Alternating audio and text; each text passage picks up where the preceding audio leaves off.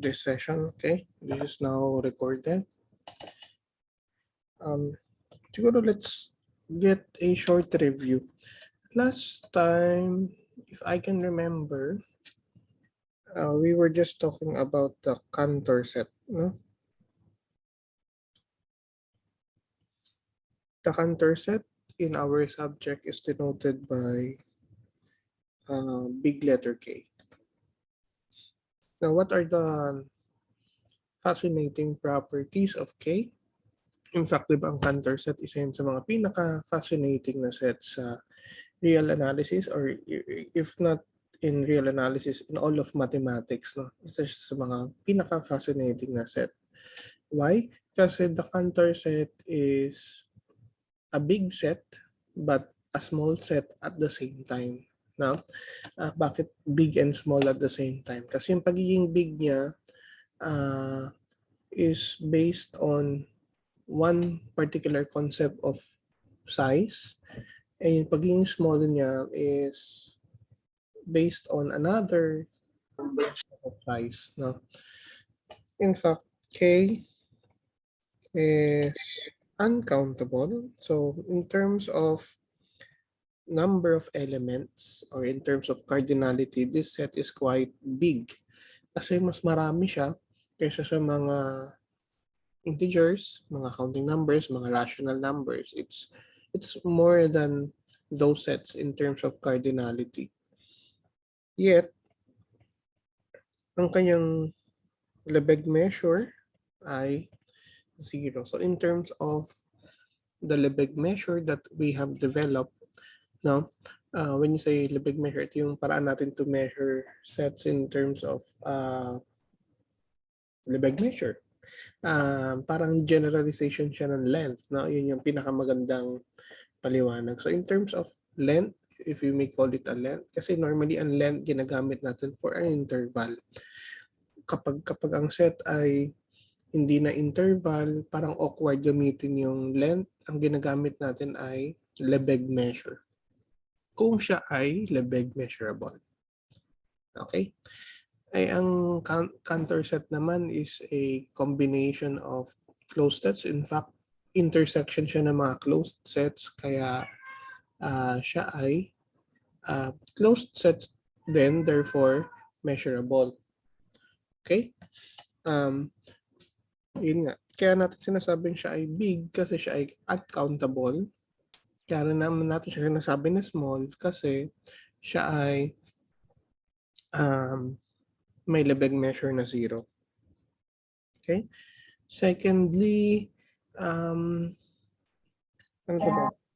okay. I think we were able to define, the Lebesgue Cantor function or the Cantor-Lebesgue function.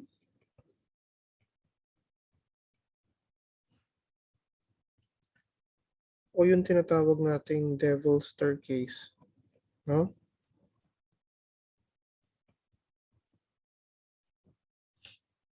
Kasi if you're going to look at the graph, it really resembles an infinite staircase, pero hindi infinite ang height. No? Finite ang height. Infinite yung staircase kasi may infinite na baitang, pero yung height na nako-cover niya ay finite lang.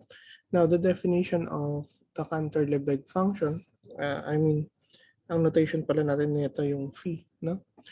Yung definition niya is not explicit. In fact, ang paraan natin to define the Cantor-Lebesgue function or the devil's staircase is to consider a sequence of continuous functions na nagko-converge uniformly, no?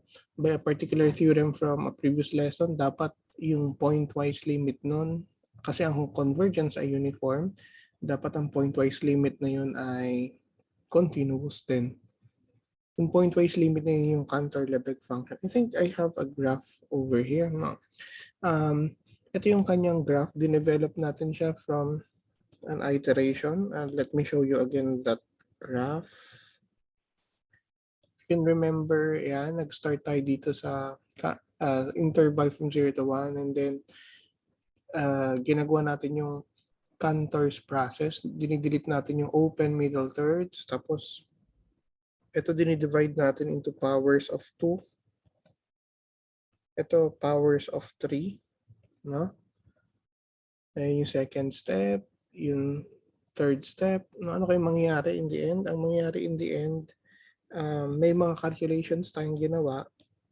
And we were able to come up with a function that looks like this. Nasaan na ba yun? Wala yung picture ko. Ayun, ito. Na kung i-zoom nyo yan, yung Cantor-Lebesgue function na yan, it's actually fractal in nature. When you say fractal, self-similar. Pag sinabing self-similar, yung kabuuan niya, makikita mo sa kanyang part. No? Ano yung sabihin ng kabuuan niya, makikita mo sa kanyang part. When you look at this graph, no, you look at this portion. You look at this portion. This portion is similar to the entire graph. If you're going to cut the graph, ito yung parang 1/3 ng graph yun. Parang ganon. Makikita nyo yung kabuuang itsura din ng graph. No? Kaya siya ay fractal. It's an example of a fractal. Yung mga baitang na yan, although, let me ma-zoom ba yan?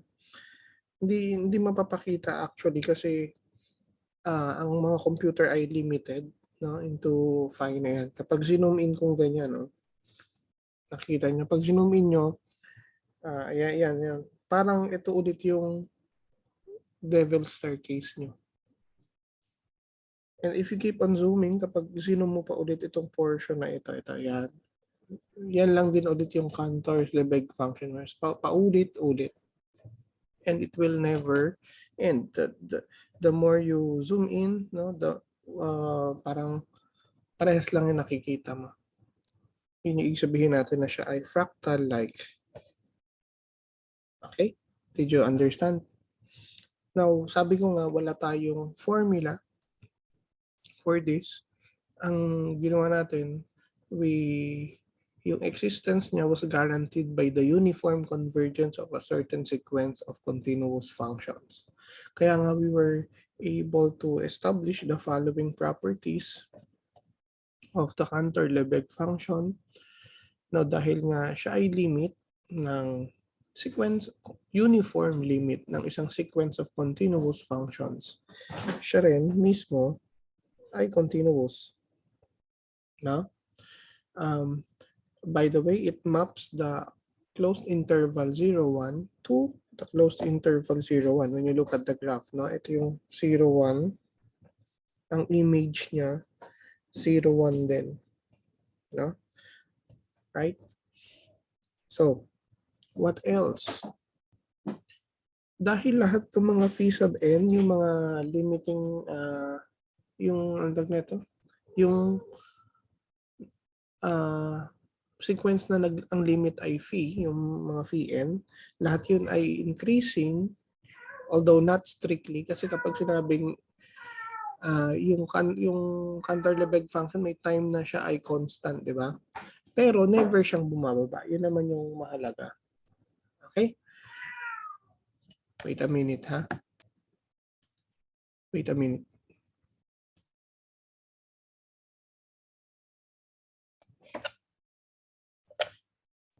So dahil lahat ng mga terms ng sequence mo ay increasing, magka-follow by the uniform convergence, again, you can verify that the limit is also increasing.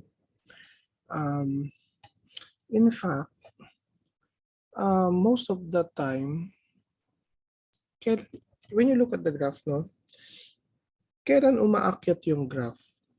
When I say kailan umaakyat, and for example, dito hindi siya umaakyat, di ba? It's constant there. Hindi rin siya umaakyat dito. No? Ang tanong ko dito, kailan nagja-jump yung graph? No, take note. Hindi pala pwede ang jump kasi it's a continuous function. Ang katotohanan, umaakyat yung value mo every time you hit a point in the Cantor set yung Cantor, yung ito, pag kasi na-delete yung interval, constant ka doon, di ba? Lahat ng mga portion na yung graph ay constant, it indicates na nag-delete ka ng isang open middle third. No? But you keep on doing the process repeatedly and infinitely many times. So parang almost halos walang natira. Pero ang totoo, uncountably many times. No? Then, yung mga laman ng Cantor set, kung ano man yung mga endpoints ng mga open middle thirds, yun yung mga elements ng Cantor set, if you can remember. Doon yung nagbabago yung value ng function. Pero, hindi ka nagkakaroon ng jump kasi nga, nire-repeat mo yung process indefinitely. It's very hard to explain, no? In fact, it's really mind-boggling. Pero yung function mo, if you're going to look at your function seems to never really go up, but it goes up. Hirap ipaliwanag. Yung value niya parang hindi naman umakyat, never. Kasi ano bang ano bang labig measure ng Cantor set? Zero. Yun lang yung pagkakataong yung function mo mag-iiba ng value. All the time, siya ay constant lang. Ibig sabihin, even when you remove the Cantor set from the interval from 0 to 1, yung Lebesgue measure nun, 1 pa rin. Kasi walang nako-contribute na measure yung Cantor function. Kaya nga sabi dito sa phi is constant on each interval component of this. Ito yung what remains when the Cantor set is removed.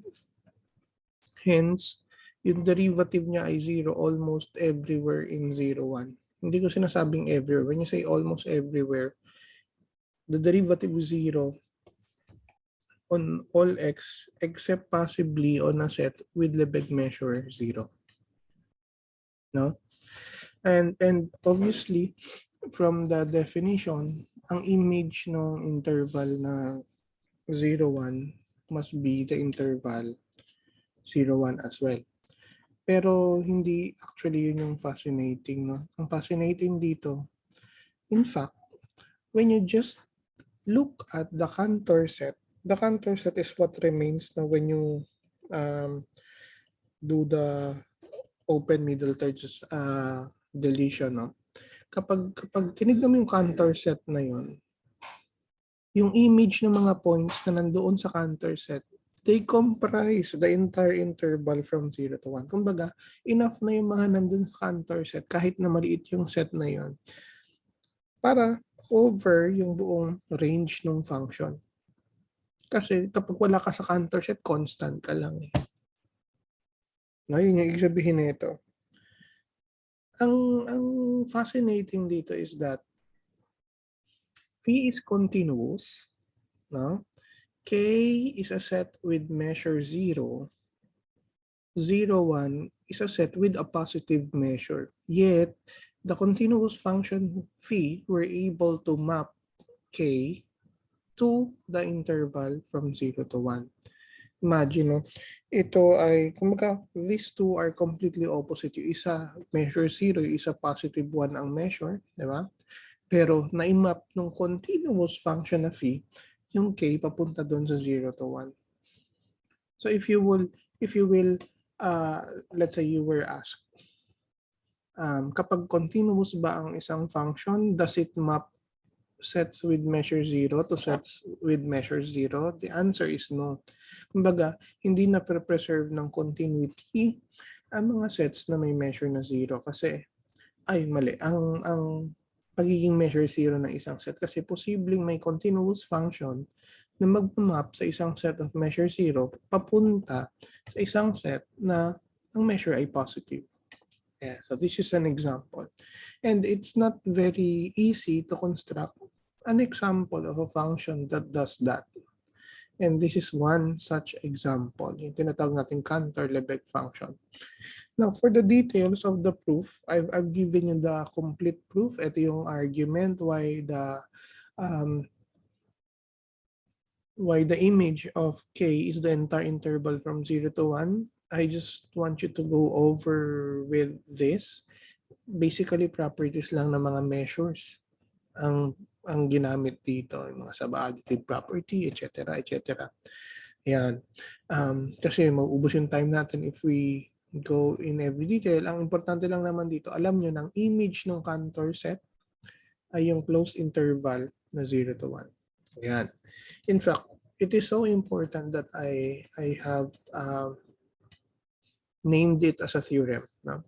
So the Cantor-Lebesgue function, it maps the Cantor set K onto, when you say onto, hindi into, yung onto emphasis yun, na naka-cover mo yung buong 0 to 1. Okay? Lahat ng nasa 0 to 1, nagagamit mo as an image of something in the Cantor set. And then, what comes after this? Now, ano bang direction natin from here? Ang direction kasi natin from here is to answer the second question. Ang first question, meron bang set, sir, na ang Lebesgue measure 0 tapos uncountable siya? Kasi kapag countable, automatic measure 0 di ba? Ang sagot natin, yes. Nasagot natin siya. And the answer to that question is the Cantor set. Yung isang question that needs to be addressed ay yung may kinalaman sa pagiging Borel, etc. Kung maalala nyo, lahat ng Borel,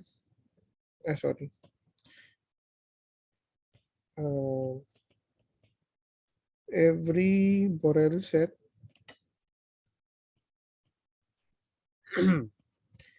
is Lebesgue measurable. Okay? So we would like to ask now kung lahat ba ng Lebesgue measurable set ay Borel. Kasi otherwise, wala palang pinagkaiba ang pagiging Borel at pagiging Lebesgue. In fact, ang definition natin ng Lebesgue measurable, no? E is Lebesgue measurable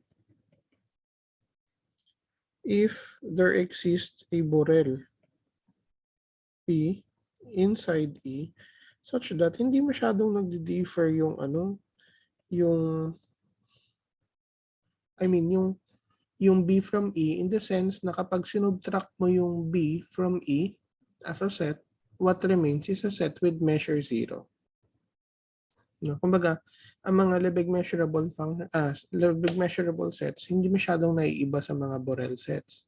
Kasi ang difference lang nila from Borel sets ay a set of measure 0. Kaya nga lahat ng Borel set magka-follow na Lebesgue measurable. The question is, meron bang Lebesgue measurable na hindi Borel? It turns out that the answer to that question is, again, a yes. No, and that's what we would like to establish.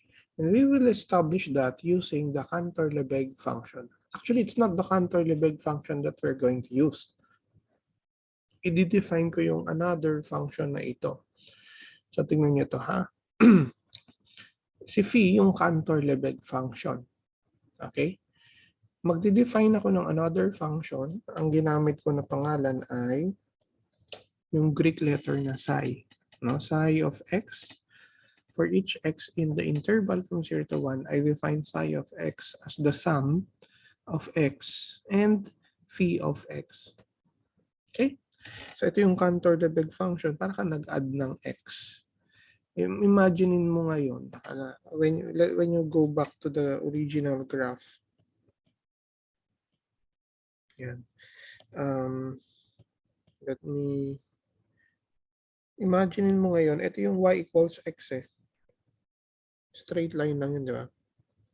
Ayan.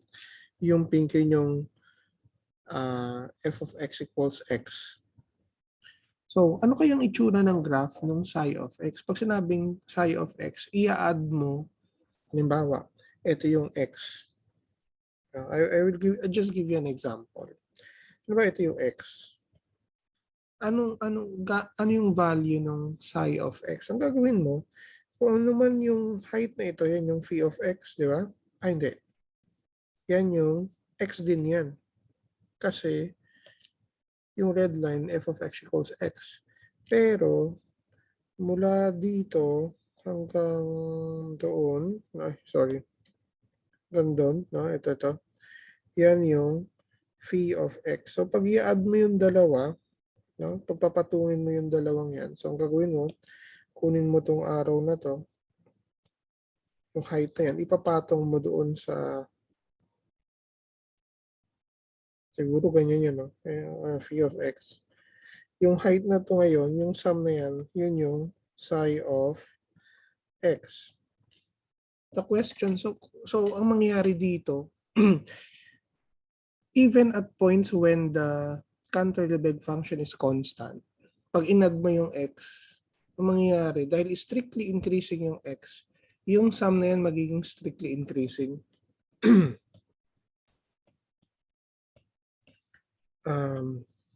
In fact, ito yung mga katangian yan. I have summarized it for you. First of all, yung Cantor-Lebesgue function originally maps 0,1 to 0,1. Pero pagdating dito sa psi na function, no, it now maps 0,1 to 0,2. You know why? Kasi when you just look at the endpoints, tignan nyo lang yung 0 tsaka 1. Kapag tinignan nyo yung psi of 0, I'm sorry, pag tinignan nyo yung psi of 0, ang psi of 0 is 0 plus phi of 0. Eh, ang phi of 0, di ba 0? Di ba? Pag tinignan mo yung psi of 1, on the other hand, psi of 1, that's going to be 1 plus phi of 1. Eh, ang phi of 1 is 1. Kasi yung other endpoint ng Devil's Staircase, 1, 1. Kaya ito ay 2. Ibig sabihin, ang image ng 0 ay 0. Ang image ng 1 ay 2. Kung strictly increasing ito,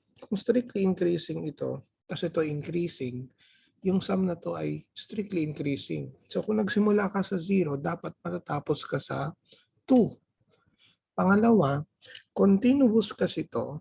Continuous ito. Ang sum ng dalawang continuous na function ay continuous. So if you are strictly increasing and continuous, maps 0 to 0 and 1 to 2, what is the entire image of 0, 1? It's going to be the interval from 0 to 2. So that's the explanation. In fact, ito pa isang fact na mahalaga. Kapag kanina, yung image ng Cantor set, yung image ng Cantor set under phi is the entire interval 0, 1. So therefore, yung Lebesgue measure ng phi of k is 1. Kasi ang length ng 0, 1 ay 1, right? Pero if you consider now the image of k under psi, under this function, hindi ko alam kung ano yung image, pero we can prove that the Lebesgue measure of whatever the image is also 1. Kumaga hindi nagbago yung Lebesgue measure even when you add an x.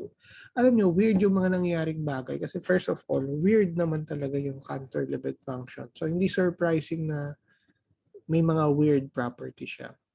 Now, what's the proof that the Lebesgue measure of the image of the Cantor set under psi is 1? I just want you to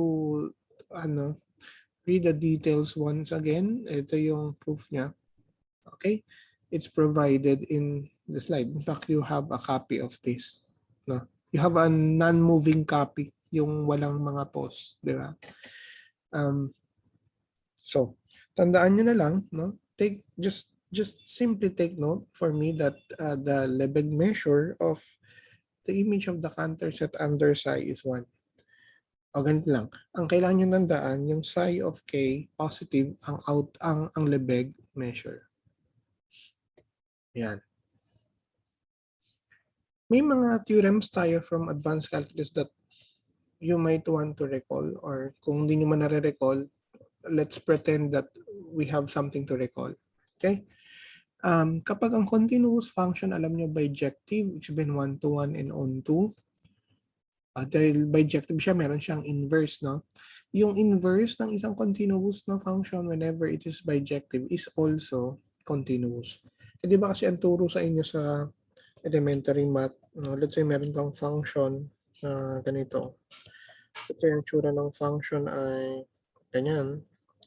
Mukha bang function yan? Okay, kaya ganyan. To get the inverse of that function, anong ginagawa mo? Kukunin mo lang yung line na y equals x. Like that. And then, i-reflect mo yung, if this is f, yung graph niya yung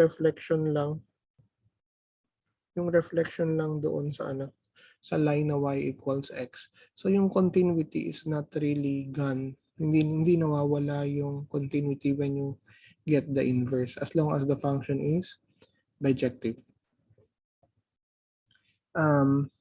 Therefore, what do we know about psi? Psi maps the interval 0, 1 to the interval 0, 2. This is bijective. This is continuous. Therefore, it has a continuous inverse, no? And the inverse will map 0, 2 back to 0, 1. In fact, this is also bijective and this is also continuous, no? Ba't ko ba gusto maging continuous ang inverse ng isang function?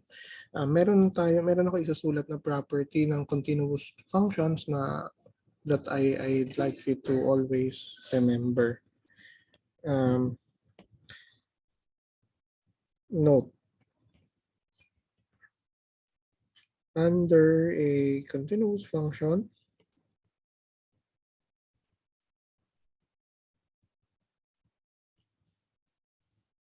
the inverse image of an open set is also open. In fact, this is one of the other characterizations of continuous functions. Sabihin, ito yung mga isang paraan to know when a function is continuous. Let's say ito yung domain ng function. Ito yung kanyang range. Yung codomain. Let's say x to y. Ito si f. Kapag continuous yung f, pag kumuha ka raw ng open set, let's say ito ay open, let's call it U. When you get the inverse image of U, yung inverse image niya nandito sa domain. Okay? Ito yung F inverse of U. Ang laman ng F inverse of U, by the way, lahat ng mga bagay sa X na nagpupunta sa U. In other words, yung pinanggalingan ng U. Okay? So when you trace back kung saan nanggaling yung U, no? If U is a subset of Y, no, and it's open, because F is continuous, dapat yung pinanggalingan ng open set na yun ay open din. Yun yung ibig sabihin na itong statement na ito. Ano bang proof na ito? You just go back to your notes in advanced calculus. I think dapat na i-prove ito before. Kumbaga, this is an equivalent formulation of being continuous. Ang maganda sa formulation na to, it doesn't use distance. Okay. So why do I say that? Okay. Ang reason kasi when you look at psi inverse, so si psi inverse from 0, 2 to 0, 1 ay what? Continuous. So ibig sabihin, if I take a subset U of 0, 1 at yan ay open, magka-follow na yung inverse image ng U under psi inverse is also open. Diba? Pero, ang inverse ng psi is psi of U. So, anong gusto kong sabihin? Ang gusto kong sabihin, kapag ikaw ay may open set sa 0, 1, okay? Pag ikaw ay may open set sa 0, 1, yung image nun under psi is also open. Now, napaka-rare mangyari yan. I mean, hindi naman pala rare. Minsan lang nangyayari yan at nangyayari yan dito sa psi. Even continuous function don't necessarily map an open set to an open set. Ang totoo, yung inverse image ng open set ay open. Pero yung pa-forward, yung open to, ang image mo open, it's not necessarily true even for continuous functions. Pero true siya for the function psi. Okay? Ayan. The image of an open subset of 0, 1 under psi is also open. Therefore what? Ang mga Borel sets, if you can remember, these are the sets that are generated from the open sets. In fact, the Borel sigma algebra is the smallest sigma algebra that contains all the open set. Therefore, basically, ang mga Borel sets ay binubuo na mga open sets. So mag-follow na under the function psi, ang image ng Borel set is also Borel. Okay, ito yung gusto kong sabihin or i-emphasize. Baga, yung unang tatlong dots na yan, it justifies this statement. Now, kailangan yung tatlong yan to justify the statement. And this is what we need. In fact, ito na yung ating theorem.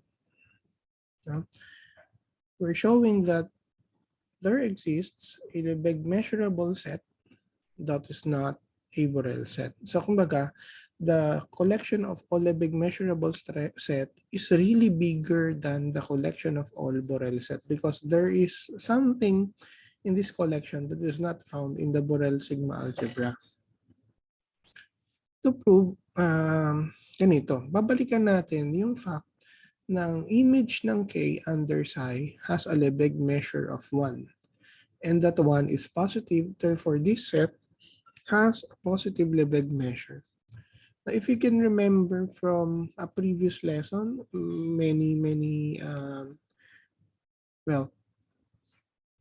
hindi ko na alam kung kailan na i-discuss to. No? Basta ang set ay may positive na Lebesgue measure, meron siyang subset na hindi Lebesgue measurable.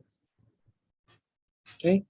Kasi ganito, pag kasi ang set, ang measure ay 0, automatic lahat ng sets niya by countable sub-additive property, may measure 0 rin. Kapag measure 0, automatic Lebesgue measurable yun. Meron tayong ganung property. Okay? Ang mga sets lang na nagko-contain ng mga non-measurable sets, dapat positive ang outer measure or yung Lebesgue measure if you may want to call it like that. Kaya ang tanging pag-asa mo lang para magkaroon ka ng subset na hindi Lebesgue measurable, dapat positive ang outer measure. No? Okay? So, si psi of K, because it has a positive outer measure, it will have an unmeasurable subset. Kung ano man yun, we don't know, but we know that it exists. Okay? Tawagin natin N, yung subset na yun, na particular, na hindi measurable. Okay? So, I think that sabayan natin to ng drawing. So, ito yung psi. Ito yung psi. It maps 0, 1 to 0, 2. Okay? Si Cantor set ay subset ng 0, 1. Right? So, yung image niya under psi is like this. Now, what subset yan ng 0, 2? Ang tanong, what do we know about this? What do we know about this? We know that the Lebesgue measure of this set is 1. Therefore, positive. So, according to, previous lesson, this has a non-measurable set. Okay? N is non-measurable. Anong gagawin natin from here? Ang gagawin ko next, kukunin ko ngayon yung inverse image ng N under psi. Yung inverse image ngayon will be a subset of K. Tingnan natin. Ayan.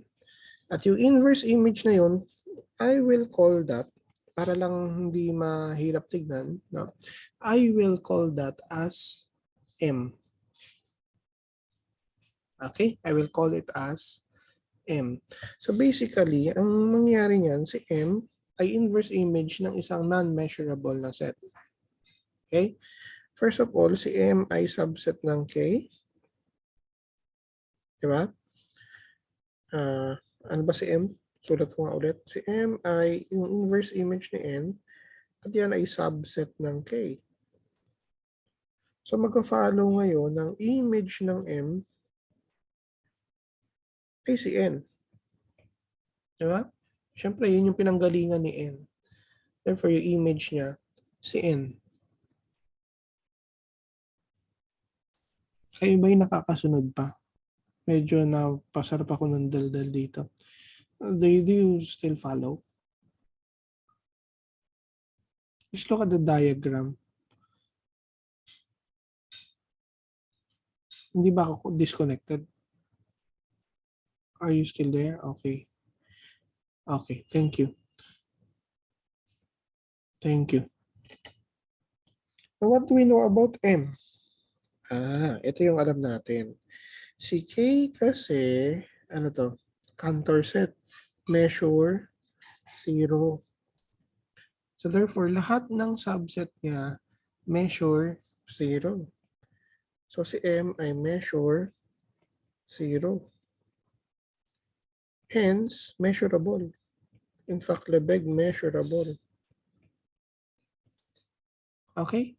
So si M ay Lebesgue measurable. Ang image niya ay N.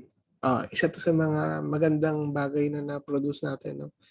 Si M ay measurable, si psi ay continuous, pero yung image niya na N ay hindi measurable. Imagine that. Continuous naman si psi, si M ay measurable naman, pero yung kanyang image ay hindi. So if you would ask me, ang image ba ng measurable function, measurable kung continuous yung function? Not necessarily. Kasi we were able to produce an example. In fact, yung M na ito, although siya ay Lebesgue measurable, it cannot be a Borel set. You know why? M can't be a Borel set. Take it dito as a comment, even though it is Lebesgue measurable. You know why? Ano sabi natin about psi? Psi takes Borel sets to Borel sets. Ibig sabihin, ang image ng Borel set under psi is also a Borel set.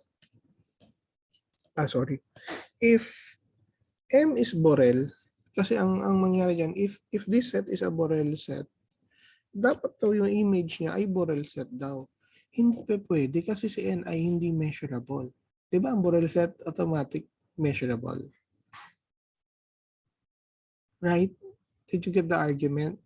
So, although M is measurable because it is a subset of the Cantor set which is a set of measure 0, yung image niya must be Borel under psi because psi is continuous and bijective.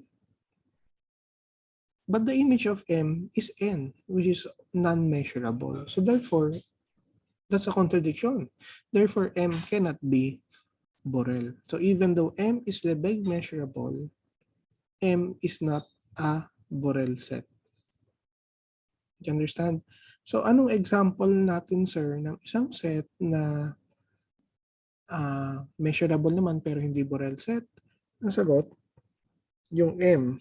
Anong definition yan? We don't know. But we know that it exists. Yun yung mahirap sa real analysis, no? Bakit mahirap ang real analysis? Kasi we're talking about things that we don't know what they look like, but we know that they exist, no? Ay, yun yung mahirap sa subject na ito. That's why people normally find this subject hard kasi imagine niyo, nasa-challenge kasi yung intuition niyo. No? Hindi niyo nakikita kung ano itsura, but we know that they are there, no? In fact, lahat ng mga ito ay naririto dahil sa axiom of choice. Dahil dun sa nag-iisang axiom na yun. If not because of the axiom of choice, wala lahat ito. May private message. Okay lang, paulit saan po nanggaling yung N. Ayun. Ang galing yung n, ganito. Tingnan natin yung counter set. Kinuha ko yung image niya under psi. At yung parang pinaka-image ng counter set under psi. We know that its Lebesgue measure is 1. Na yung details ng proof, iniwan ko sa inyo, di ba? Importante, positive ang Lebesgue measure nito. So, according to a previous theorem, lahat ng sets na may positive na measure ay may non-measurable na subset. Ang ginawa ko, kumuha lang ako ng isa. Any subset that is non-measurable. Okay? Tapos kinuha ko yung inverse image ng non-measurable set na yan, under psi. Yun yung tinawag kong M. Okay? That's how we constructed the set, a measurable set that is not a Borel. Masalimuot to yung pagka-construct. No, anyway, yan yung proof. These are the details that you cannot see in the slide. So ako sometimes when I read proofs, I make diagrams like this because this is how I understand things easier. Siguro you may have a different technique, but of course dapat ma-develop niyo yung sarili niyong technique whichever is more convenient for you. Yun nga, M cannot be Borel, otherwise yung image niya na N would be Borel, but it cannot be Borel because N is not measurable. Okay?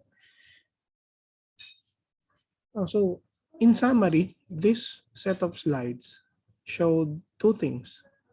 No?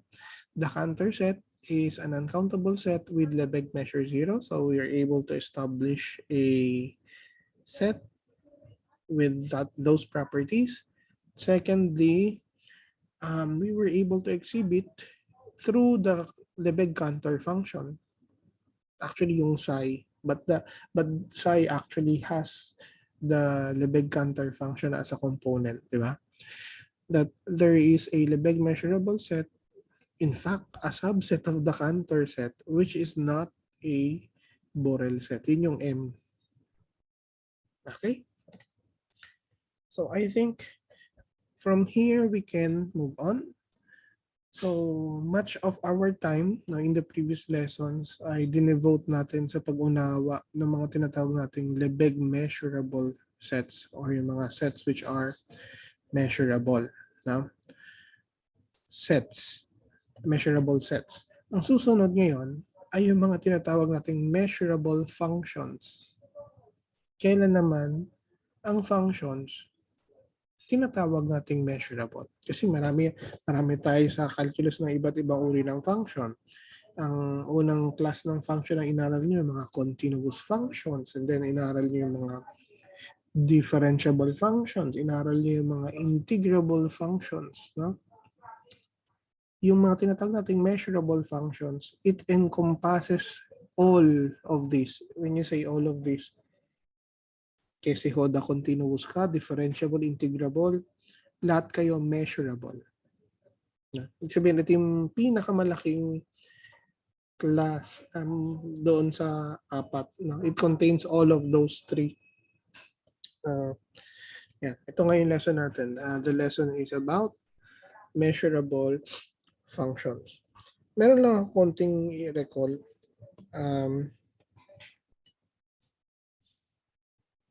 Nung dati, meron akong dinefine na measure space. Kapag sinabing measure space, ano yung sabihin ng measure space? Yan. Pag sinabing measure space, yung tatlong yan, yung triple na yan. Yung X is any non-empty set. Yung S is a sigma algebra on X. May tatlong properties ang pagiging sigma algebra. No? Collection niya ng subsets ng X that satisfy these closure properties for set operations. Okay, ang dami niyo i-recall. And then mu is a measure. Ano yung sabihin ng measure? May definition din yan. No? Pag sinabing measure, countably additive, it's the same as saying that it's countably additive, that if you have a sequence of pairwise disjoint elements of S, dapat yung measure ng union is equal to the sum of the measures. Yeah. So medyo marami kayo i-recall. Now sometimes, for example, hindi naman tayo magme-measure, or I mean, sometimes we do not really care about mu because we don't intend to measure things, no? We just need to know which sets are measurable and which sets are not. Now, sometimes yun lang yung ating concern. And when that time happens, no, pag hindi mo in-ignore mo yung mu sa usapan for the meantime, what you have or what is left is what we call a measurable space.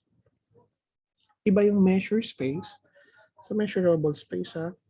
Lahat ng measure space ay measurable space. Pero pag sinabing measurable space, not necessarily may measure siya. Okay? Wala yung third component. Okay. Ito na yun. Pero bago tayo doon, bibigyan ko lang ng emphasis yung inverse image. Ano ba ibig sabihin ng inverse image? In fact, kanina pa tayo nag-discuss about the inverse image of a set under a given function. But what does it really mean? In set notation, this is what it means. No? If you get a function f from a set x to another set y, and you take a subset A of y, yung arrival space mo, kumuha ka ng subset, yung inverse image niyan consists of all points in the domain which are mapped to A. So if you're going to draw that, ito yung x, ito yung y, A is here. You're going to look at all the points in x. You're going to find all the points in x that are mapped to A. So let's say ito lahat-lahat ng mga points that are mapped to A. Kumbaga yung portion na yan ay nagpunta doon sa A. Yun yung inverse image ng A. Now, it turns out that the inverse image of a set, well, behaves very well in terms of set operation. Ano yung sabihin ko ng it behaves very well? It has the following properties that we will not be proving one by one, but I want you to verify this as an exercise. Ang gagawin nyo lang naman dyan, kukuha ka ng x doon sa kaliwa, dapat yung x mapunta sa kanan, and vice versa. Kapag yung x naman nandun sa kanan, show that the x is on the left. Okay? Ano yung property number 1? Sabi nito, yung inverse image ng complement ni A sa Y ay complement ng inverse image ni A sa X. What does this mean? If this is X, this is Y. O diba, kunwari ito si A. Yan si A. Nasaan yung Y minus A? Yung Y minus A mo ngayon, itong Y. Diba? So of course, yung A na yan, when you look at this A, meron siyang inverse image. Yung inverse image niya may be somewhere here. According to the property number 1, ba ito yung x minus f inverse of A. Dapat daw yung portion na ito, siya rin yung inverse image na itong portion na ito. Kumbaga, complements will go to complements came from complements. Kasi inverse image eh. Naintindihan nyo? Dapat itong portion na ito will be sent there. Yun yung sabihin ng property number 1. Second property has something to do with unions and intersections. I would just like you to verify this once again. Now, it behaves very well. Ang inverse image ng union ng maraming A ay in fact union ng mga inverse images. So, wag na kayo mag-isip ng infinite. Kunwari na lang dalawa. Halimbawa, meron ka ditong A1, meron ka ditong A2. So, syempre, individually, meron silang mga kanya-kanyang inverse image. No? Kunwari, ito yung F inverse of A1. Ito, kunwari, yung F inverse of A2. Okay? So, dapat daw, yung inverse image ng union na ito should be the union of this individual inverse images. Kumbaga, yung na-preserve yung property nila. Okay? And the same goes with the intersection. Right? The third property has something to do with composition. Kasi this time, meron ka ng G. So let me draw that for you. Meron kang X, merong Y, merong G. Ito si F, ito si G. Diba? If you have a diagram like this, you can take the composition. Ang tawag nyo dito, G circle F. We call that G circle F. G circle F summarizes the actions of G and F into one. Baga, from the initial input to the final output.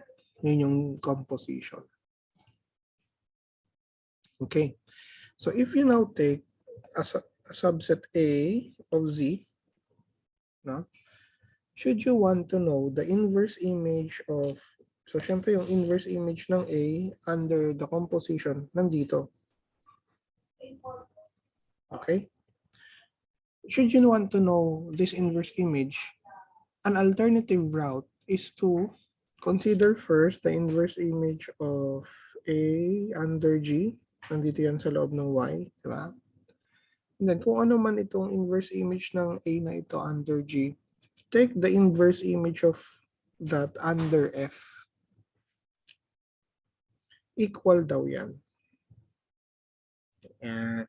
So you see the reversing, you see the order reversing property. It is natural. No? Kasi pagpabalik ka, parang ina-undo mo yung halimbawa, para kang nagsuot ng sapatos, ng medyas tsaka sapatos. Siyempre, una mong sinuot medyas, sinundan mo na sapatos. If you want to undo that, ang una mong huhubarin ay yung sapatos bago yung medyas. Do you understand? Okay? Maraming pagkakataon sa math na nangyayari. For example, matrix inverse. No? If you have product of two non-singular matrix, the product is also non-singular. Yung inverse ng product is the product of the inverses but in the reverse order. Ayan. We can now define a measurable function. No. Pero bago yun, kailangan muna natin i-define ano yung sabihin when a space is measurable. So a measurable space is nothing but a pair XS where S is a sigma algebra on the non-empty set X. So basically, si X is just any non-empty set. Si S ay kahit na anong sigma algebra na so pwedeng ma-construct gamit yung mga subsets ng X. Okay. Then, if you now have a measurable space, gagawa ka ngayon ng real valued function na ang domain ay X. When I say real valued, yung range ng function mo nasa real number line. Ay yung values mo ay real number. Okay? So, now you have this function. Kailan siya nagiging S measurable?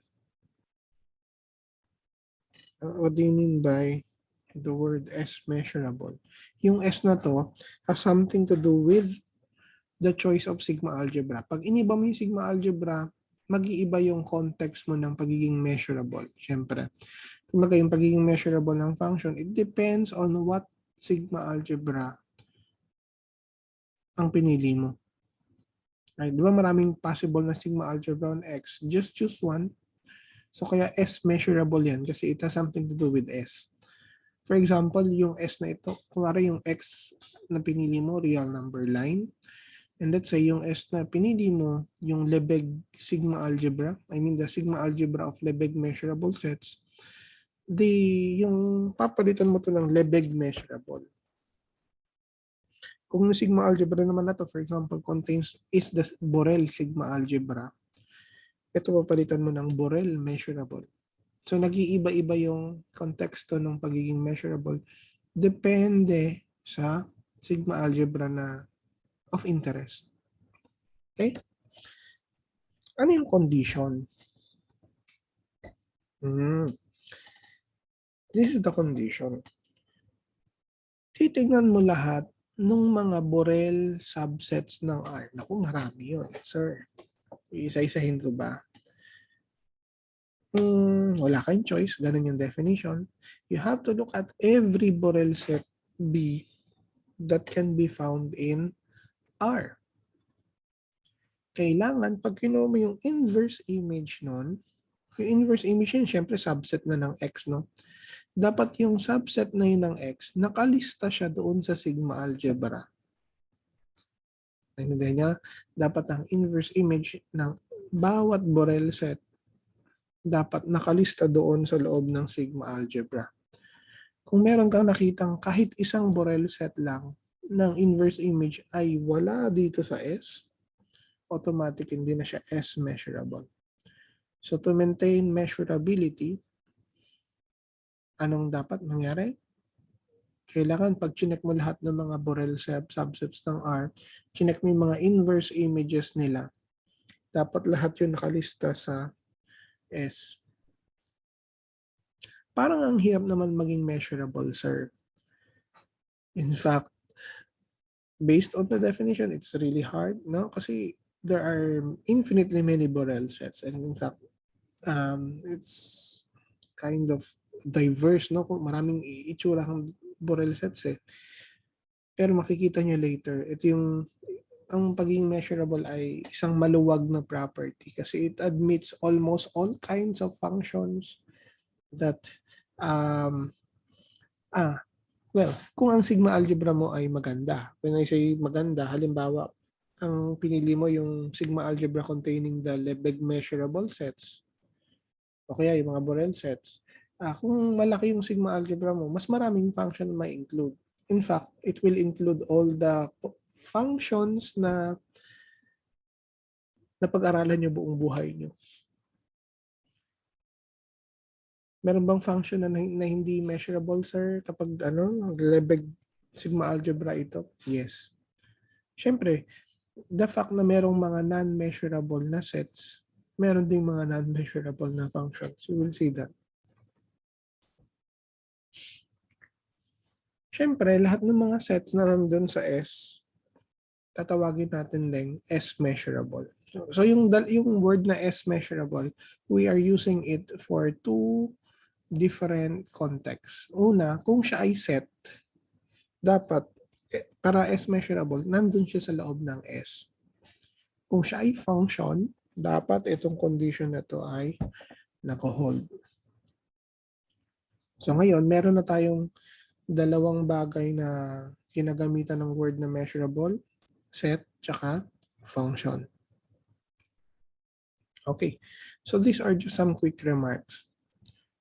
Ano yung 2 to the x? Yung 2 to the x, if you can recall, ito yung power set ng x. When you say power set of x, this is the largest sigma algebra that you can construct out of x. Kunin mo lahat ng mga subset. Wala kang itatapon na subset. Okay? Kapag ito yung sigma algebra na pinili mo, ito yung pinakamaluwag na sigma algebra. Mangyayari, lahat ng function that you can ever construct with domain x, no, will be S measurable. Why? Kasi power set yan. Yung itong condition na ito will always hold kasi S will contain any kind of set. Did you understand? So wala kang tinatapon na function kapag ang sigma algebra mo ay yung power set.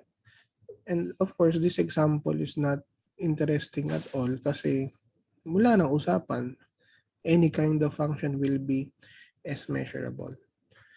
Pero di ba, kapag bumalik ka lang sa real number line, hindi interesting yung power set eh. Ang interesting yung mga Lebesgue measurable na tinatawag. Kasi yung Lebesgue measurable na may maintain yung tinatawag natin countable additive property na hindi mo ma-assume kapag kinuha mo lang lahat ng subsets basta-basta. lagi niyong babalikan yung motivation ba tayo nag-aral ng lebeg measurable sets. In contrast, kung ito yung pinakamalaking sigma algebra, pinakamaluwag sa lahat, ano naman yung pinakamahigpit? Anong extreme opposite? Or ano yung pinakamaliit na sigma algebra that you can construct out of a given set? If you can recall. Sige nga, anybody?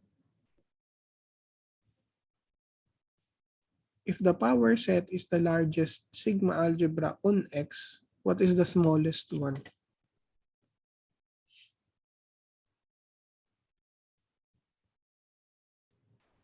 X and the null sets. Yes, it's the collection that contains X and the empty set only. Yun naman, ito naman, kapag dalawa lang yung laman ng power set, nung sigma algebra mo, ito naman yung pinaka-mahigpit kasi kakaunti lang yung magka-qualify. You will see that later. Pero alam nyo, kahit na anong measurable space yan, regardless on how you select the sigma algebra, any constant function will always qualify as measurable. Kaya nga, kung tatanungin niyo si Sir, ano bang pinaka-basic na example ng mga measurable na functions? Ang sagot ko ay yung mga constant functions. Why? Because constant functions are always measurable. Diba? Nagiging Koreano. Are always measurable regardless of the choice of sigma algebra. Why? Let's try to illustrate this why. Pag sinabing constant,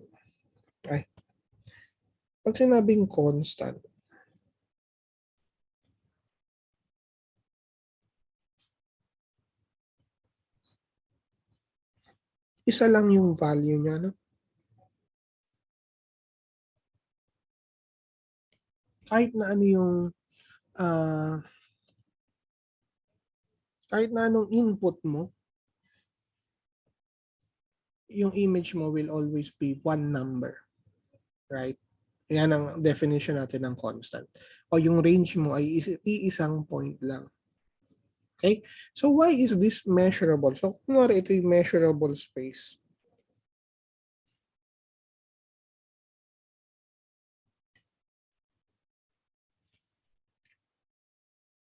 F constant, F is S measurable. Why?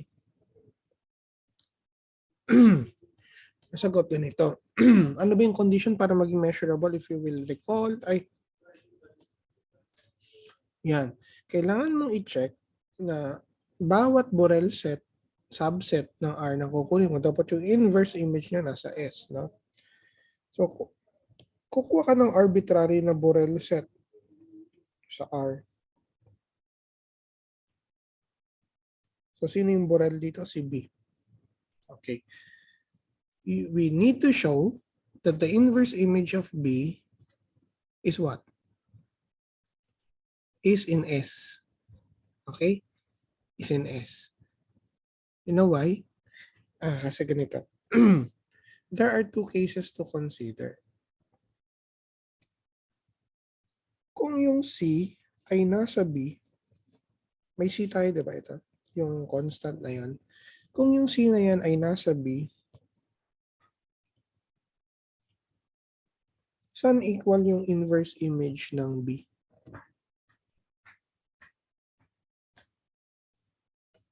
What do you think is the case?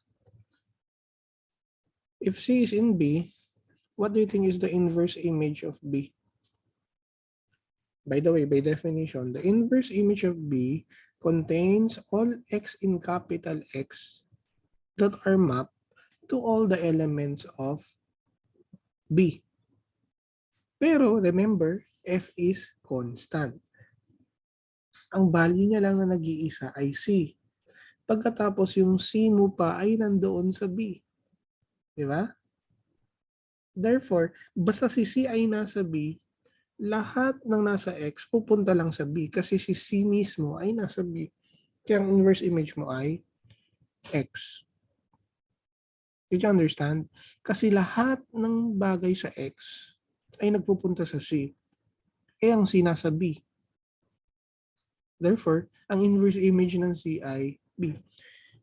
In contrast, if C is not in B, kahit anong gawin mo when you take the inverse image of B, meron bang something kay X na magpupunta sa B? Wala. Kasi ang image ng kahit na ano na nasa X ay C. Di ba? And C cannot be found in B. So therefore, nothing can be found in X whose image is in B. Therefore, ito ay empty. So yung inverse image mo will just be either of the two. Kundi X, empty. But remember, regardless of, since this is the smallest sigma algebra ever in X, regardless of any X, di ba? Regardless of any sigma algebra, S will contain the empty set and X. Therefore, we can say that the inverse image of B is really an element of S for any B.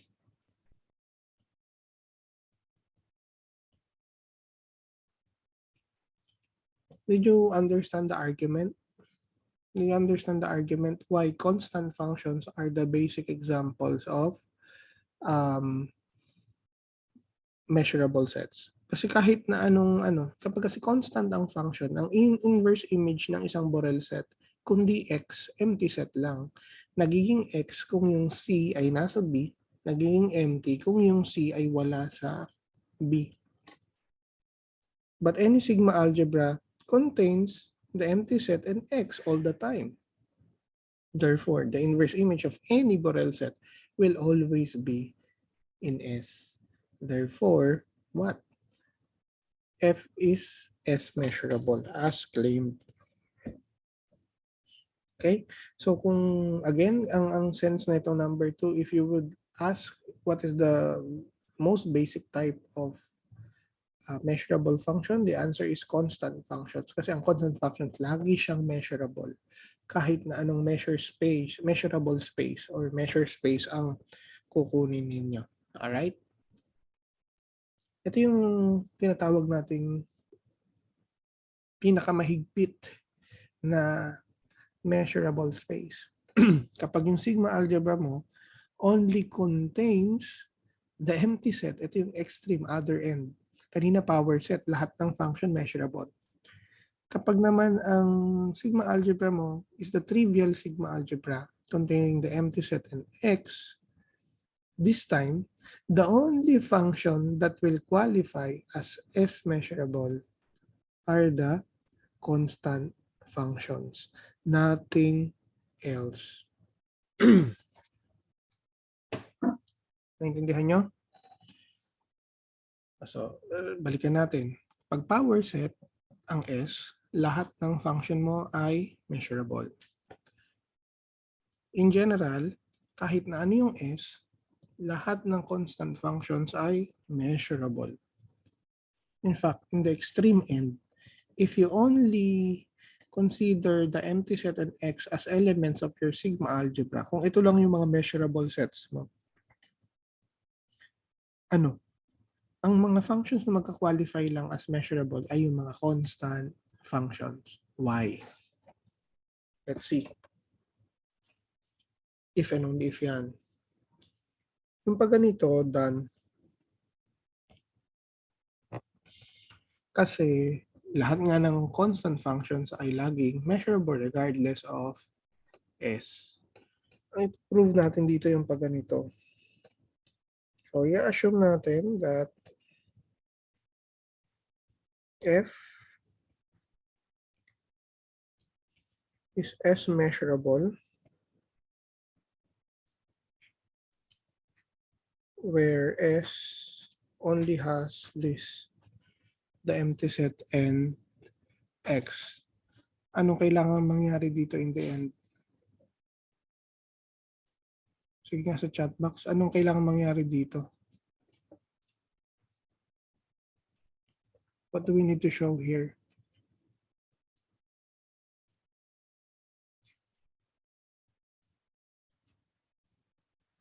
Yeah, so we need to show that f is constant on x. How do we show that a function is constant?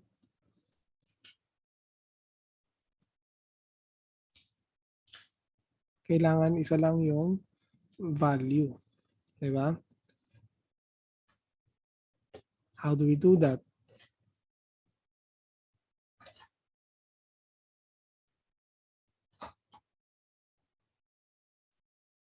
Suppose it's not. Tignan natin ha. Suppose that f is not constant. So pag hindi siya constant, there are at least two values. Right? How do we write that? There are at least two values for f. Mangyari, then there will be two x's in capital X. No? So that yung f of x1 is not the same as f of x2. Do you agree? Would you agree?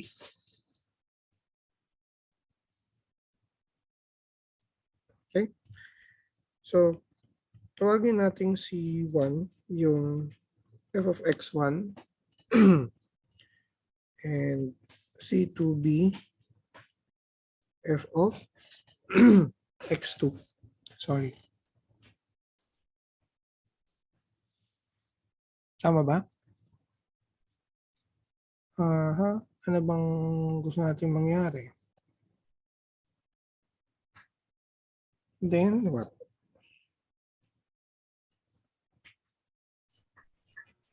Sige nga, can you make an argument? Why can you find the contradiction?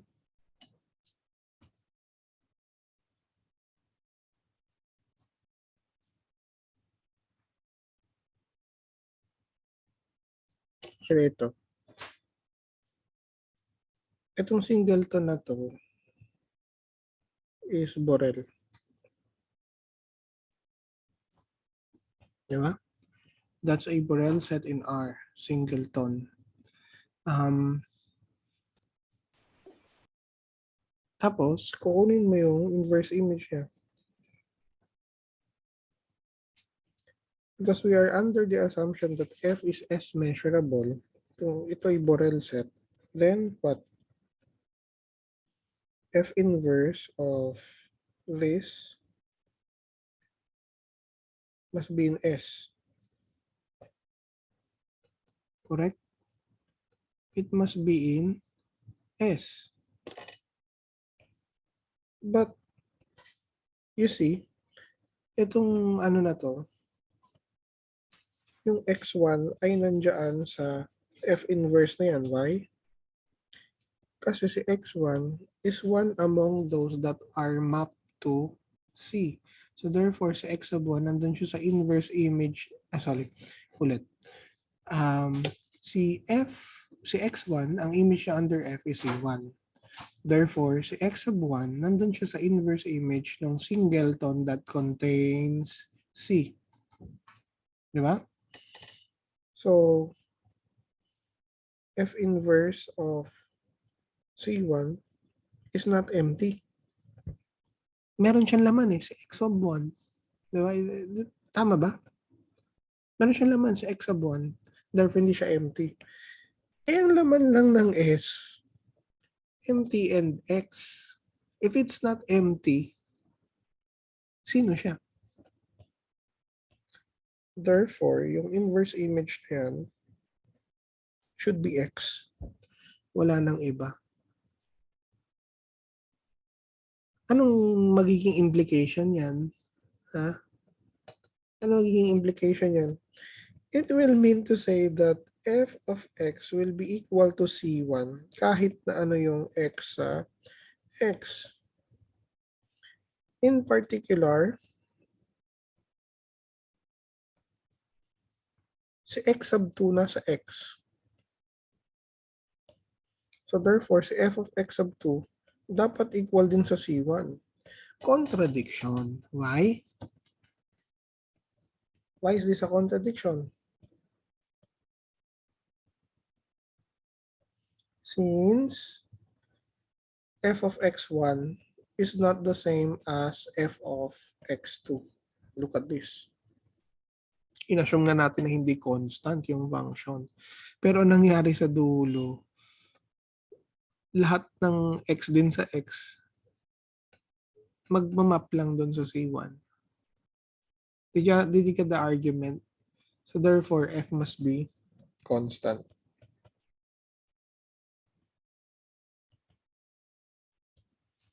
So when the sigma algebra only contains the empty set in X, the only functions which will qualify as measurable are the constant functions.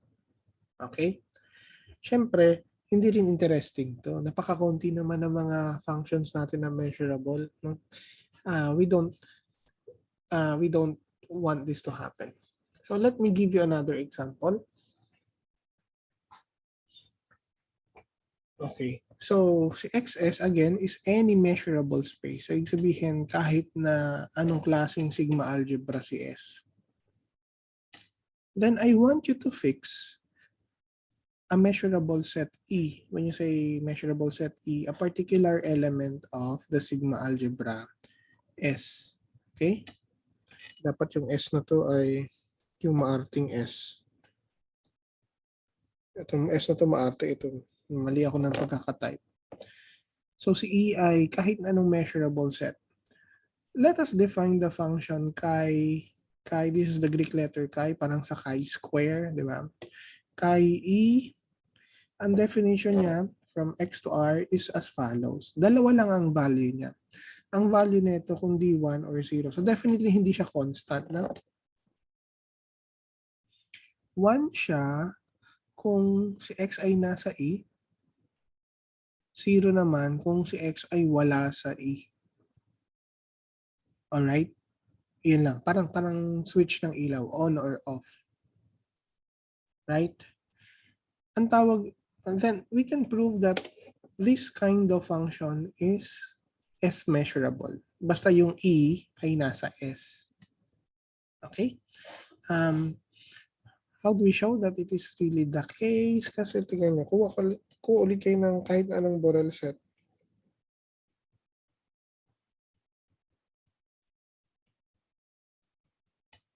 Ano magiging inverse image ng B under chi E, under this function? Well, depende kung nasaan si... paano yan?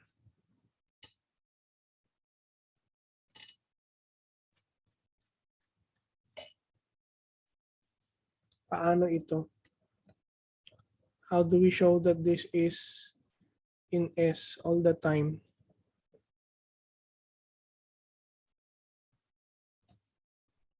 Magka-cases ka ulit.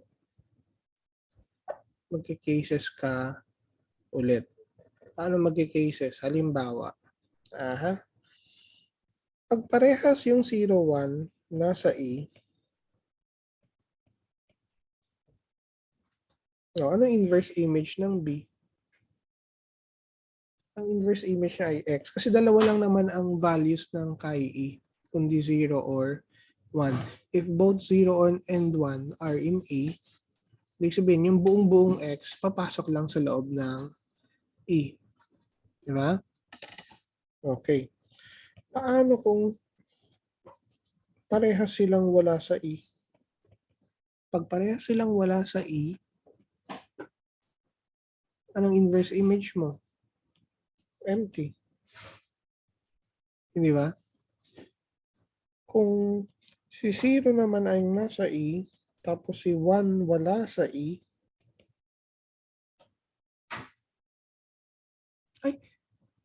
Mali. Hindi E. Sorry. B. The Borel set is B. B contains numbers kasi si E does not necessarily contain numbers kasi si E is from S, no? A subset of X. X did not contain numbers at all. Sorry, B pala. Okay? Kaya sabi ko parang nalilito ako. Kung si 0 ay nasa B, pero si 1 ay wala kay B, anong inverse image ng B? Ang inverse image ng B, yung mga wala sa E. Kasi ang pupunta lang sa 0 ay yung mga wala sa E. So how do you write that? Yun yung X minus E. Diba? Or yung E complement if you want. Kung nagkataon naman na si 0 ay wala sa B, pero si 1 ang nasa B, ang inverse image mo naman ay E. Oh, yan lang naman ang mga cases. There are only 4 different cases. In any case, yung inverse image mo ay lahat elements ng S. Why? Itong dalawa by default elements ng S. Given si E ay element ng S. Ang complement ng mga bagay na nasa S, because S is a sigma algebra, must be an element of S. Kaya ito ay element ng S. So therefore, ang inverse image ng B is always an element of S for any B. Okay? Yan. May pangalan yung function na ito. We call it the characteristic function on the set E. Pero sa probability theory, no, in particular, hindi natin ginagamit yung word na characteristic. Ang tawag dyan sa probability, indicator function.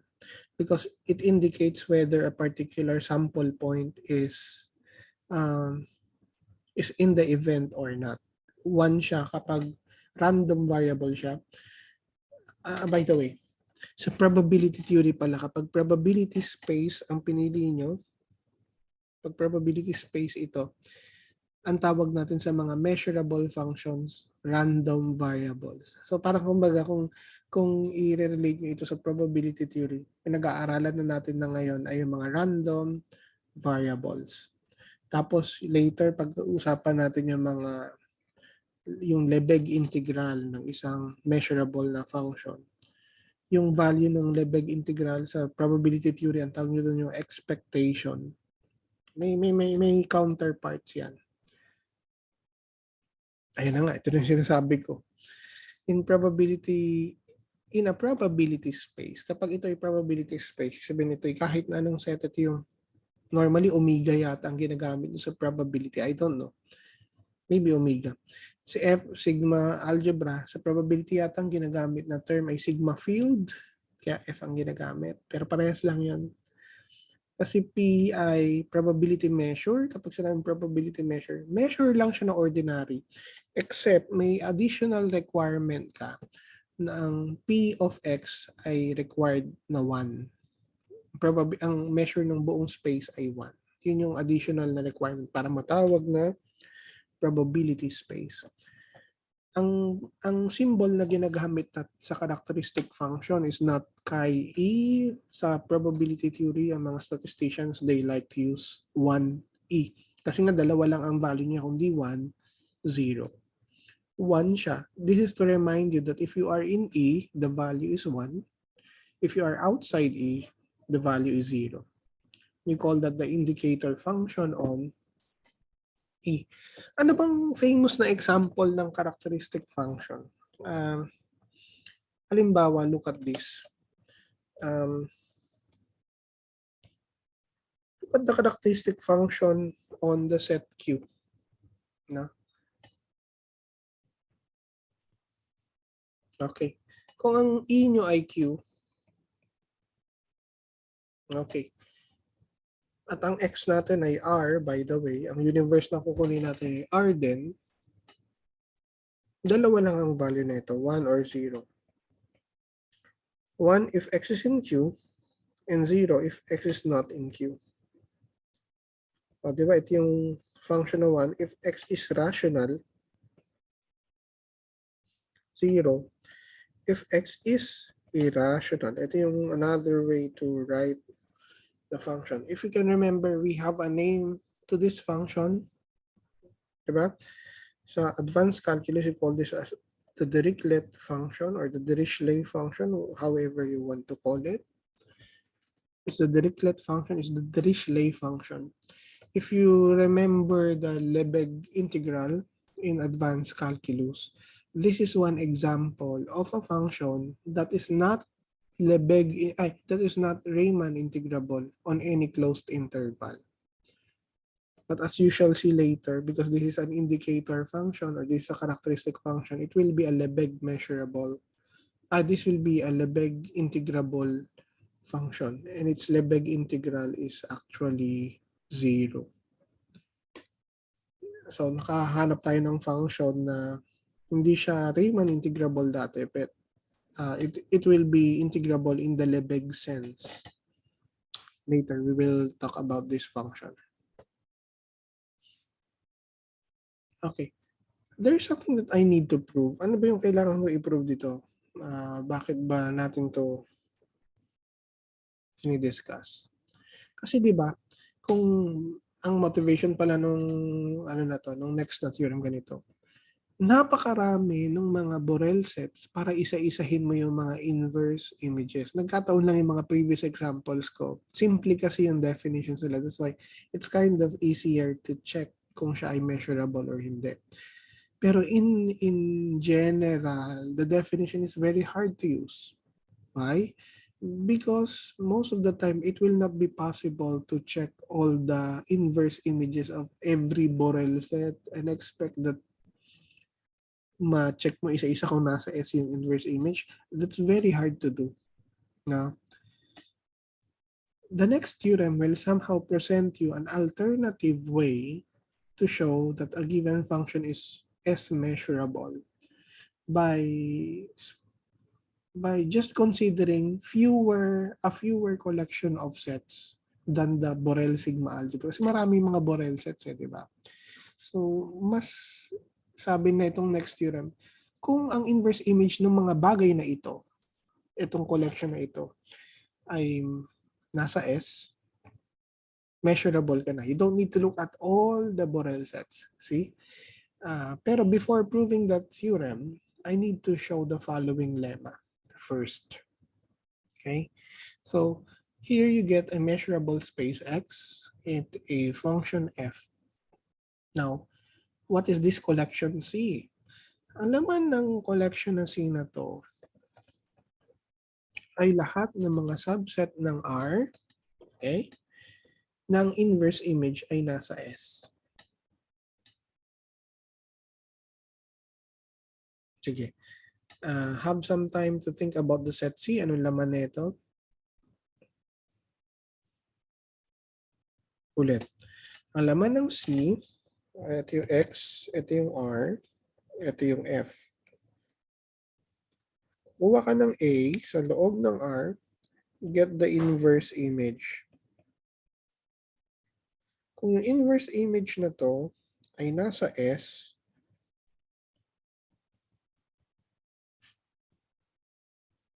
then yung A nandoon sa C. So basically, yung C ay collection ng subsets ng R. Okay? We can prove that C is a sigma algebra. Okay. What are the things that we need to prove if you want to show that a collection is a sigma algebra? Number 1, yung universe. Ang universe natin dito ay R. Sabi ko nga kasi si C is a collection of subsets of R. First of all, bakit si R ay nasa C? The answer is because ang inverse image ng R, of course, universe ito, is yung entire X. And by default, kahit anong sigma algebra yan, S will contain X. Okay? Second, complements. Kailangan ang complement ng mga bagay na nasa C pa rin. So take any set A from C. By definition of C, dapat yung inverse image niyan nandun sa S. How about the complement of A? If I take the complement of A and get its inverse image, by the property of inverse image, ang inverse image ng complement na yan ay complement ng inverse image sa X. Kaya lang ito nasa S na. So yung complement niya sa S, dapat nasa S. Therefore, yung inverse image ng R minus A ay nasa S. Nasaan yung R minus A? Therefore, yung R minus A ay nasa C. You see? Kung ano yung nangyayari doon sa R, nangyayari yan doon sa C. Mali. Yeah. Kasi nga yung inverse image preserve a lot of things. Next, closure under countable union. So ito naman yung kukuha ka ng sequence of elements in C. Show that their union is again an element of C. O, kunwari, si A sub n nasa C for each n. By the definition of C, pag kinuha yung inverse image ng bawat an na yan, nandun yan lahat sa S for all n. Question, how about the union of the ANs? How do I know if the inverse image is in the C? So, well, get the inverse image of the union. But by property of inverse images, ang inverse image ng union na yan ay union ng mga F inverse. Hindi ba each one of these is already in S? And S by default is a sigma algebra. Therefore, yung union nila ay nasa S. Ginamit natin yung pagiging sigma algebra ni S para sabihin na si C ay sigma algebra rin. Basically, ganun yung nangyari. Kaya yung union na yan, nandoon sa C. So therefore, this C is a sigma algebra. Now, this is what I'm talking about. Before, to show that F is S measurable, you need to consider the inverse image of every Borel set. This time, according to the theorem, the following are equivalent statements. Yun yung sabihin ng TFAA. Kapag si F ay measurable, well, ito raw yung mag-hold. And vice versa. Kapag ito yung mag-hold, dapat ito yung mag-hold. In other words, this is a one way to check if a given function is S measurable. In other words, you just need to consider intervals of this form. What is intervals na lang ang titignan mo? You don't need to look at an arbitrary Borel sets because arbitrary Borel sets can be very hard or can be overwhelming to think about, di ba? At least dito, kahit na maraming ka pa rin titignan, at least ang titignan mo na lang mga intervals ng itsura ay A to infinity. Kailangan daw, kahit na anong A ang kunin mo sa real number line, ang inverse image ng interval from A to infinity, by definition ng inverse image, kapag tinista mo yung mga elements na ito, ang laman yan, mga X sa domain, kung saan ang f of x ay greater than, ay nasa interval na ito, di ba? Yan ang X, yan ang inverse image eh. Di ba? Kapag nandiyan ka sa interval na yan, ibig sabihin yung f of x mo ay greater than a. Kumbaga, ganito. Kunwari ang x ay real number line na lang din para yung function natin may graph. So, ito yung graph ng function. How do you check by the eye kung yan ay measurable na function? Ganito. Kumuha ka ng a anywhere in the y-axis. So, y-axis ang tingin, ha? Ano, ito yung a. Titignan mo yung mga x kung saan ang f of x ay greater than a. Saan ba yung greater than a? Pag saan greater than a, pataas yan eh. Okay. Question, nasaan yung mga x sa domain kung saan ang f of x ay greater than a? Ito yun, no? Yan. Ito yung f inverse of a to infinity. Yung set ba na ito nandoon sa S? Kailangan nasa S para maging measurable. So in the context of the real number line, normally ang tinitignan nating S yung Lebesgue sigma algebra or yung sigma algebra containing all the Lebesgue measurable sets. Kaya ang tanong dito, kung ito ba ay Lebesgue measurable, I think so kasi interval to eh. Yeah. Kailangan mangyayari yan kahit paano mo i-move yung, kahit saan mo ilagay yung A. Halimbawa, I am going to draw the same picture, pero I will move A somewhere else. Let's say, si F, tapos kunwari ito si A. Okay? Kung yan si A, okay, drawing mo ulit yung line na ito. Nasaan na yung inverse image ng A to infinity? Kailan greater than A yung f of x? Sagot dito. Dito lang mangyayari yun eh. Mula dito hanggang dito. Okay? Tapos mula dito hanggang doon. So yung inverse image mo ngayon ay union ng dalawang intervals. Therefore, Lebesgue measurable. Makikita nyo kahit saan nyo dalhin si A, kahit gaano kataas, kahit gaano kababa, yung inverse image ng A to infinity is always measurable kasi alam nyo continuous yung function. In fact, maganda kasi yung example na pinili ko. So at least you don't need to look at an arbitrary Borel set. Yun yung maganda or yun yung na-discount natin dito sa theorem na ito. Okay? So how do we prove the theorem? Well, yung implication na 1 implies 2 is already true. Kasi alam nyo, lahat ng interval kasi ay Borel set. So by default, ang inverse image ng mga intervals na to talaga namang nasa S. Kasi Borel set ito. At si Fi, assumed to be measurable. Ang hindi malinaw dito yung pabalik. No? Why must 2 imply 1? Okay. So let's assume that statement 2 actually holds. Bakit ngayon maging S measurable? So well, kukuha ng arbitrary Borel set. Kailangan yung image ng mga Borel sets dapat nasa S. So meron tayong trick na gagawin. Gagamitin natin yung lemma. Alam nyo, by the lemma from what do you call this? By the lemma, lahat ng intervals na ganito ang itsura, nandoon sa C. Kasi remember, ang laman ng C, collection C, yung mga sets in the real number line, ang inverse image ay nasa S.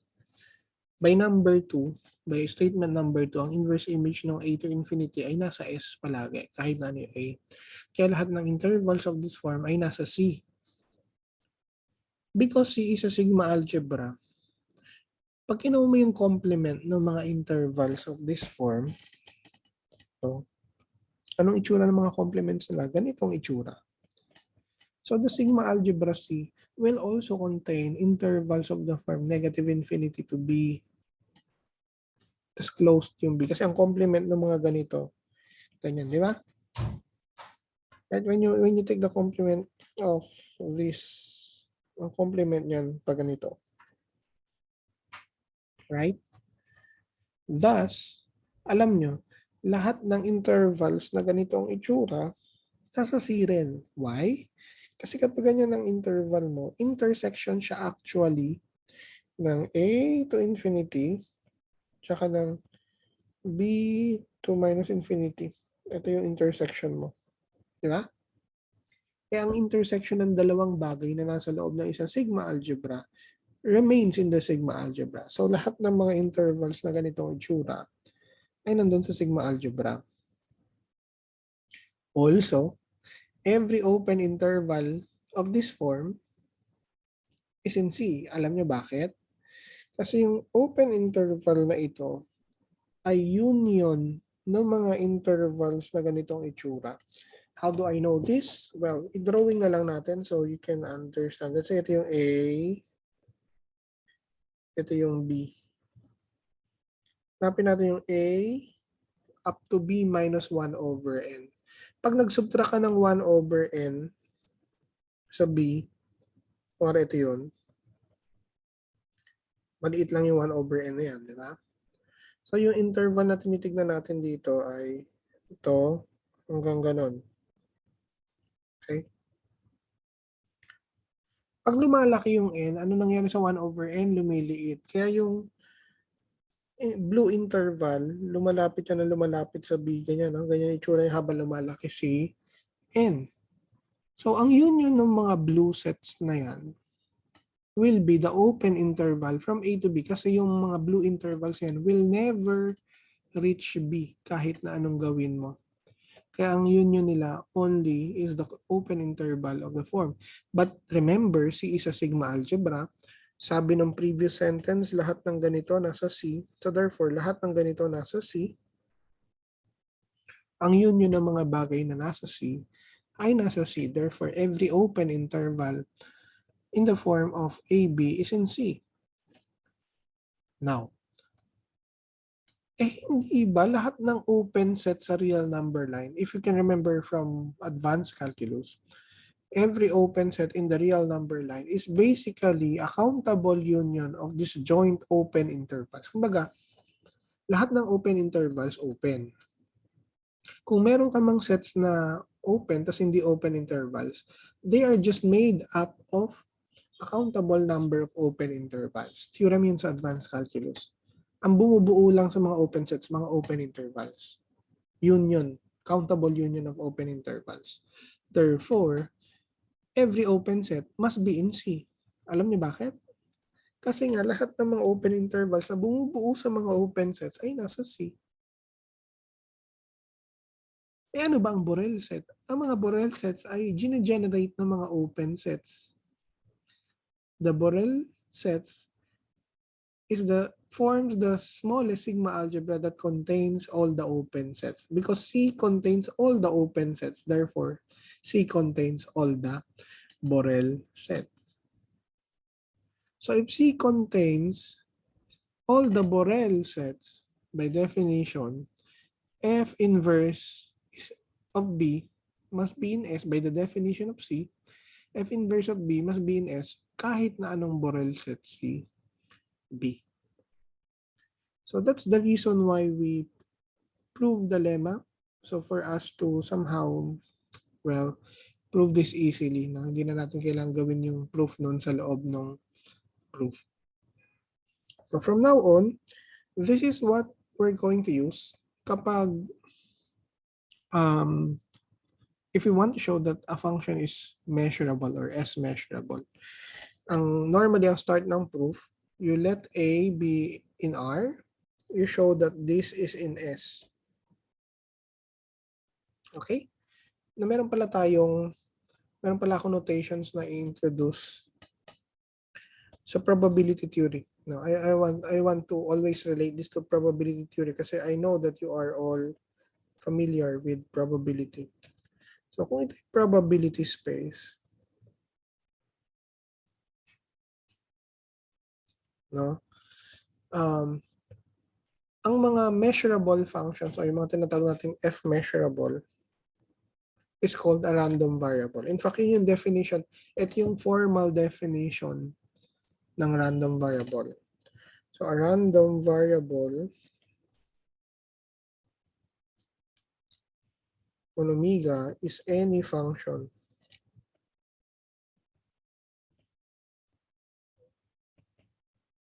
omega to R which is F measurable.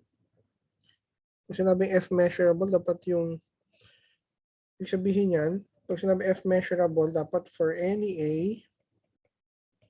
yung inverse image ng interval na ito, dapat event. Ang laman ng F, event. Kung isusulat mo ito in set notation, ang laman na ito mga X, I think it's not proper to use X. Omega in big omega, so that X of omega is greater than A. No? Ito yung mga bagay. Halimbawa, bibigyan ko kayo ng concrete example. Let's say, omega consists of all students in PUP. let's say f, dahil finite yun, you can just take f to be the power set, for example. Okay? Yeah. Let's say the random variable assigns, alam mo na itong mga students, no? Real valued. Ano ba yung mga real valued function na pwede mong i-assign sa mga estudyante ng PUP?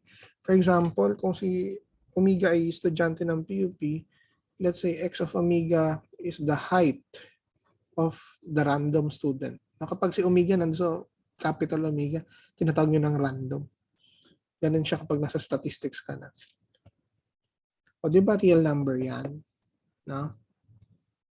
Anong laman ng set na to? For example, if I consider, let's say ito ay, let's say we measure the height in terms of feet. For example, in terms of feet. For example, anong laman nito? 5 to infinity. Yung inverse image niyan.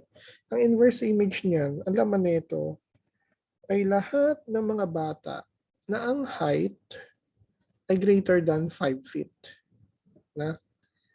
Sa probability, we don't want writing sets in this form.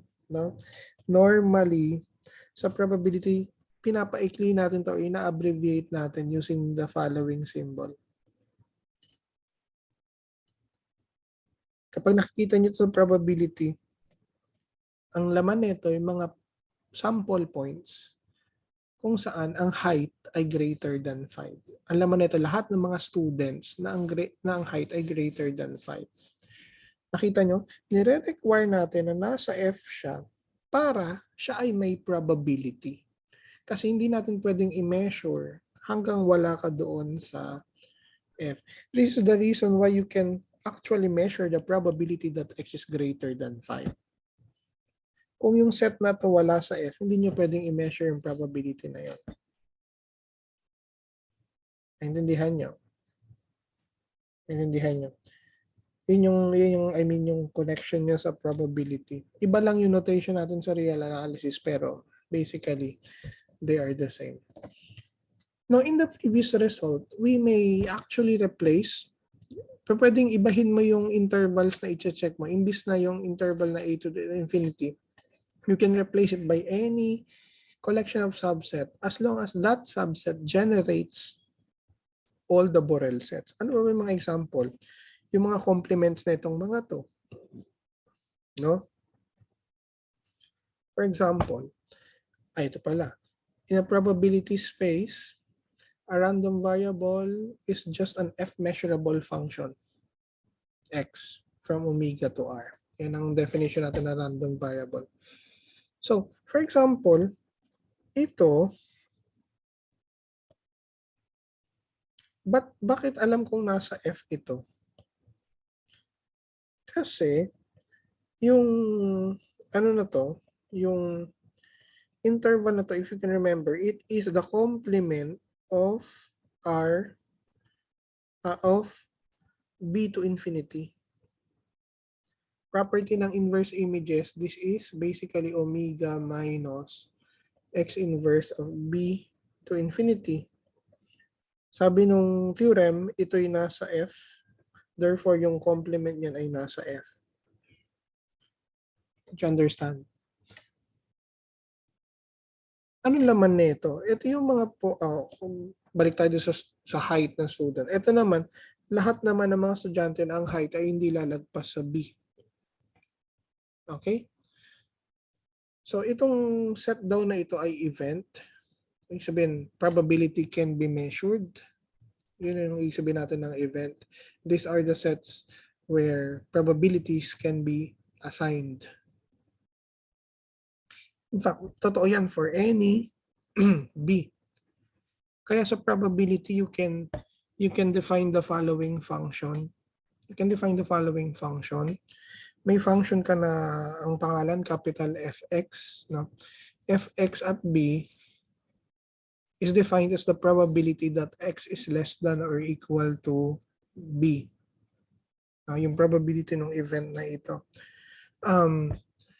May pangalan yan. Ang tawag nyo dyan sa probability ay yung distribution function of X, or sometimes Yung isa pang pangalan yung CDF, Cumulative Distribution Function. Kasi ina-accumulate mo yung mga probabilities mo up to B.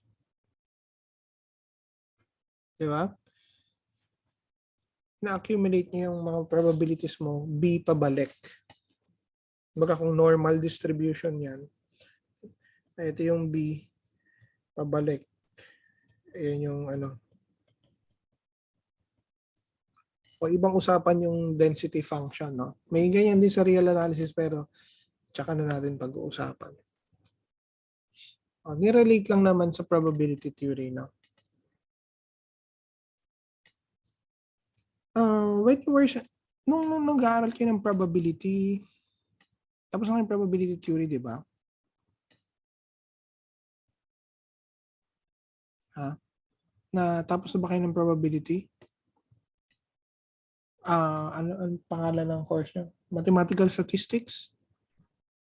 Na-discuss nyo to, ano yung probability, mga random variables, correct? Baka kasi daldal ako ng daldal, probability, random variable, hindi pa pala. Oo, alam ko natapos nyo na to. Na-discuss nyo ba doon yung mga sigma algebra or no? Kasi pwede namang hindi. Kapag kasi undergraduate na statistics, normally hindi. Pero kung yan ay mathematical statistics, dapat na-discuss yung mga sigma field or sigma algebra, no, like this.